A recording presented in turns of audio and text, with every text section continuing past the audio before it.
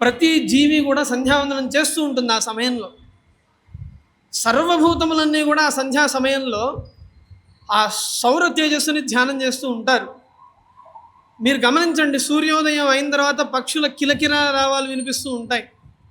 సూర్యోదయం అయిన తర్వాత ఆయా వృక్షపు పర్ణములన్నీ కూడా తెరుచుకుంటూ ఉంటాయి. మళ్ళీ సూర్యుడు అస్తమించిన తర్వాత ఆయా వృక్షపు పర్ణములన్నీ కూడా ముకుళితములైపోయి ఉంటాయి. అట్లా సూర్యుడు ఉదయించిన తర్వాత ప్రవృత్తి అనేది అందరిలో కనిపిస్తూ ఉంటుంది. అట్లా ఆయా సమయాల్లో స్థావరం జంగము అంటే కదిలే శక్తి ఉన్నవి, కదిలే శక్తి లేనివి, ఇవన్నీ కూడా సూర్యధ్యానం చేస్తూ ఉన్నాయి సుమా అని సంధ్యావందనంలోనే చెప్తున్నాం.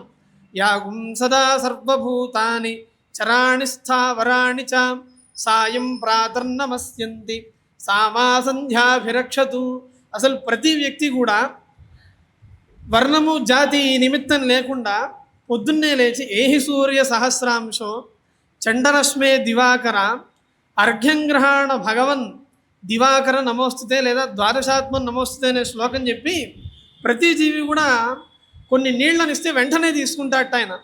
ఎట్లాగా అంటే మీరు నీళ్ళని కింద బారిపోయండి, 10 నిమిషాల్లో ఆ నీళ్లు పైకి వెళ్ళిపోతాయి. సూర్యకిరణాలు ఆ నీళ్ళని లాగేసుకుంటాయి. ప్రత్యక్ష భగవంతుడు సూర్య భగవానుడు.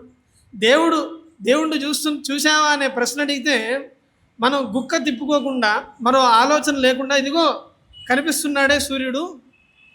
ఉతైనం గోపా అదృశన్నుదహార్జ్య ఉతైనం విశ్వభూతాని సదృష్టో మృడయాతిన.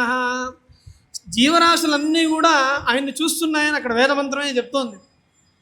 నీళ్లు పోసిన వెంటనే తీసుకుంటాడు ఆశుతోషి సూర్య భగవానుడు. కాబట్టి ఆయన నాడులు మన బ్రహ్మరంధ్రం నుంచి ప్రవేశించి హృదయ నాడుల్లోకి ప్రవేశిస్తున్నాయి. కాబట్టి ఆయన ఉపాసన మనం నిరంతరం చేస్తూ ఉండాలి.